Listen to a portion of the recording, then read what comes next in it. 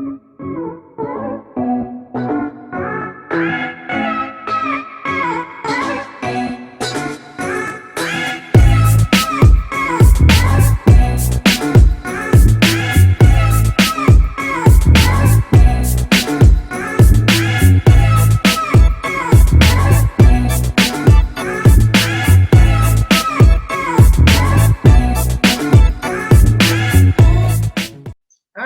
So we are talking Pretty Passion Baby again tonight.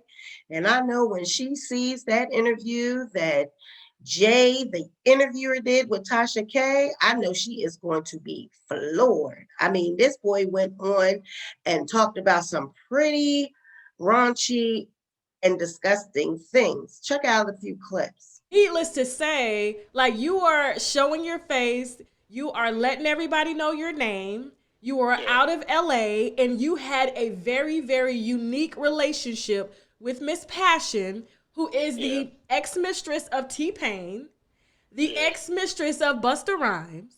Yeah. The ex whatever, I don't know, I guess side pimp, okay, co-pimp to Ray J.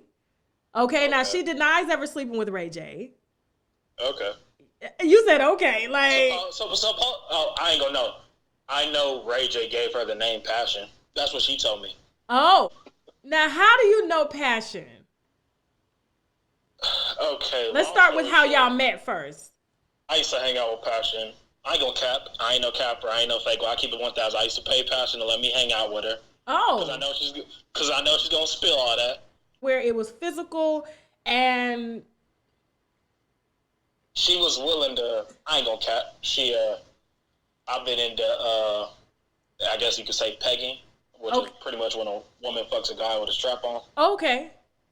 Yeah. And she was willing to do that and all that.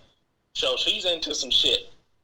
And then maybe like one time I hung out with her and a few of her homegirls at a hookah bar. She spit on the table and I licked it up. I ain't gonna front. So pretty much what our relationship is, it kind of went from business to kind of me being her slave a little bit. Okay. Yeah. Or paid, like she was paying you though. Like, I mean, you were paying her. Yeah. To be her slave. Yeah. And to hang around her. Yeah. Now, in the DM, you said that there was a strap-on incident. Did that happen? Did she? She wanted to, but it never happened. But you would have let her use the strap-on on you. Yeah. Okay, so now let's break this down. So he said that she was willing to use a strap on him because he's into pegging. And she's into some shit. All right, so let's break that down a little further. So now there were women that he was asking Passion to introduce him to. They were women that were in the porn industry. Here's one of them. Her name, he said, was Beauty Dior. He wanted to meet her, and he wanted Passion to introduce him to her. This is Beauty Dior. And then he said, fast forward a couple years later, he slid in Passion's DM again because he wanted to meet another porn star, and her name was Jada Fire. And Jada Fire, this is a few pictures of her. And apparently she was really more well-known than Beauty Dior. All right. So let's kind of delve more into this interview. Okay. So pretty much Passion was being paid by this gentleman for him to hang around her and her friends. Okay. He would pay upwards to $400. He said he was making $800, checks at the Dave & Buster's. He'd give her half of it in order to be placed around these females. And if you heard him, he said, one night he was hanging at a hookah bar, spit on the table, he licked it up, she's into things. All right. So if you have porn star women that on camera, they take it in the behind, they do all these things on camera, and you're the type of man that now wants that to be done to him, these women are going to be all over that. And it speaks to her character that she would spit on a table and allow someone that goes beyond fetish. That's straight up nasty.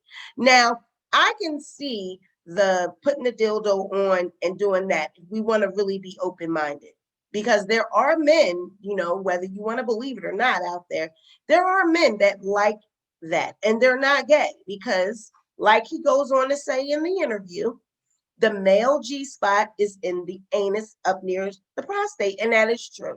So if you got a dildo going up there and then ramming it, I mean, it might really produce a really sexual, um, high stimulant feeling. So I can't judge nobody for that. But to lick up spit off of the table, that's just, excuse me, that's just straight up nasty. And the fact that she allowed him to do that, that's not hygienic at all. Okay. I mean, I had to start to question her character. I didn't really like that. I didn't like that at all. So I started thinking, and I'm looking at the women and looking at what type of women these are. And I'm like, if you were hanging around Hazel E and you're saying that's your best friend, and I keep hearing these rumors about Hazel going over to Dubai and that she was allowing these Muslim men to poop on her and do all these vile things to her.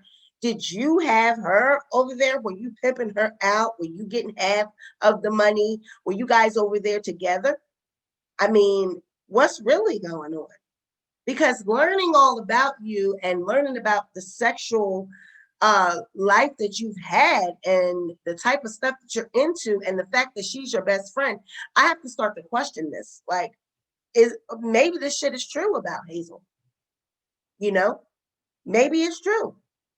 So as they go on and they talk, they start talking about other things, and come to find out, Pretty Passion Baby might even be the reason that Neo and his wife were having problems, got separated.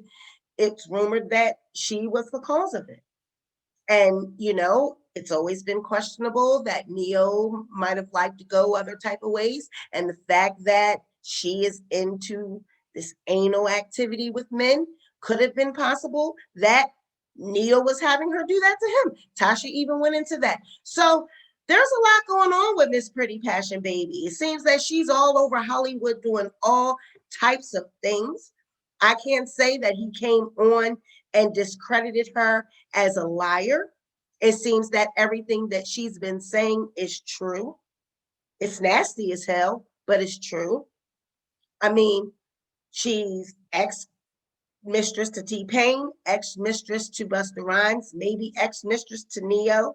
And now we're finding out that her name was given to her by Ray J. And we all know what Ray J is into: drugs, women. And now they're saying she was even saying that she might even be into coke. So they got a lot going on in that little circle out there. And it doesn't surprise me that she's on Zeus. The fact that Ray J is now producing shows on Zeus doesn't surprise me. She has a show on Zeus. I don't know if it's a new one. I know that she was on it with Hazel E on The Conversation. But with all of this that she's coming out with, wouldn't surprise me if she would be able to land her own show on Zeus. Now, Jay, he did go on to say that she is a bit of a manipulator, that she is a clout chaser, and she's doing all of this for attention, for clout. She's really good at manipulating people. But hey, any woman that is in the sex industry, is a sex worker, oh yeah, you better believe she can manipulate people. She could get them to do anything, especially if the money and the dollar is right. He says she was all about her paper. And, we saw her flashing all that money on Tasha K's last show. But all I have to say is this, and I'm going to close it out with this. As I look at these women, they have to be in their 40s. There's no way that this girl is in her 20s, 30s. These women are in their 40s. Jada Fire, Beauty Dior, they're on record as being in their 40s. Hazel is 40. So Pretty Passion Baby, you running around here being called Pretty Passion Baby. You got, yourself being known as a BBW, Corinne Steffens, Superhead. And at 40 years old, you should be past all that. You should actually be a mother. You should be somebody's wife. You should settled down, have a home of your own, some type of career, maybe a business, something. But to still be running around out here, thotting in the streets, claiming all these bodies, you've slept with all these has-been rappers and D-list celebrities. It's time for you to hang it up. It's time for you to hang up your high heels, put away your red lipstick, and calm your ass down. That's all I got to say about Pretty Passion Baby. Y'all drop down in the comments and let me know what you think. Bye.